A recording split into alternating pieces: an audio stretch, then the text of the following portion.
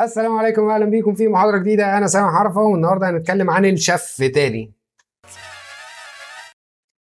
موضوع الشف مهم، يعني مفيد، بيقوي العضلات وحلو، فتعالى نجرب فيه حاجه مختلفه. هنرسم آم، اجسام مش طبيعه صامته.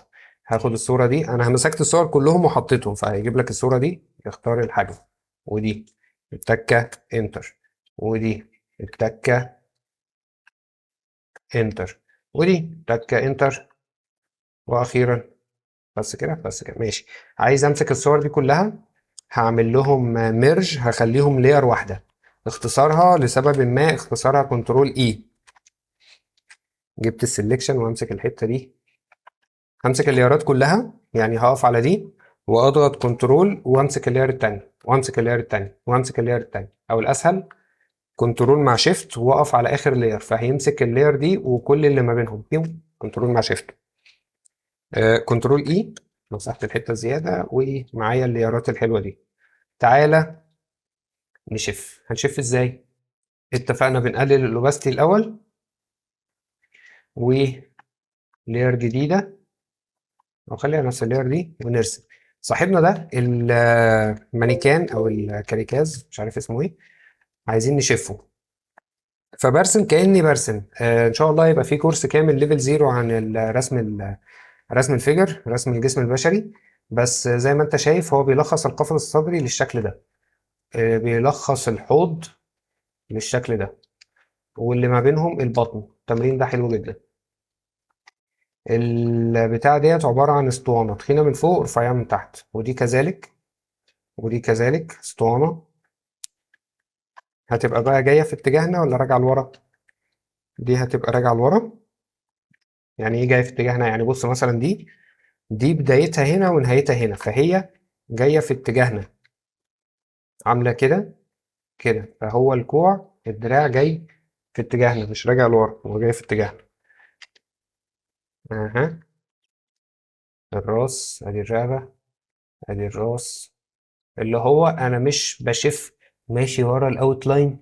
لو عملت كده فانت مش بتستفيد اي حاجه.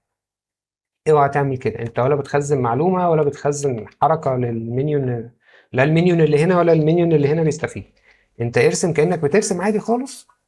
بس ايه ده، ايه ده يا في صوره تحت الرسمه بتاعتي، يا لهوي، ده انا ما اقصدش خالص، يا لهوي. كده يعني، فاهمني؟ استعبط يعني. فادي اول رسمه، ياي. تعالى نرسم حاجة أصعب. تعالى نرسم ده. صاحبنا ده هرسمه بنفس الطريقة. آدي الكتف، آدي الجسم، وآدي الوسط.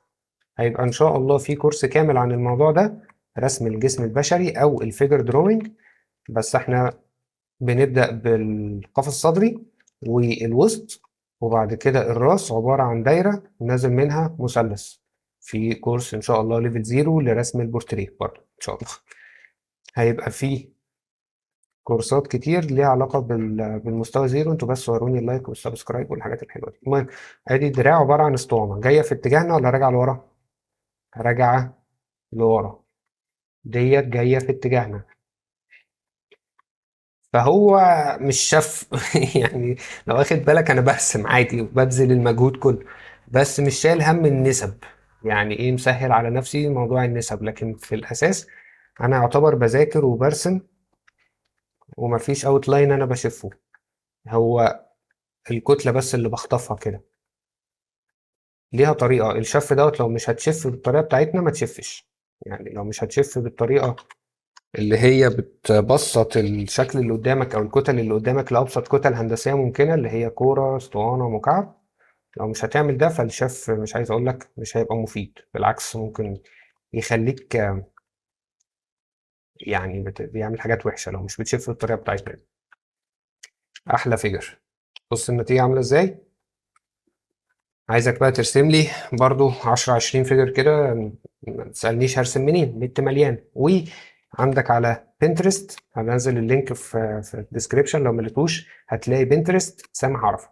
وبس كده، اشوفكم الفيديو الجاي.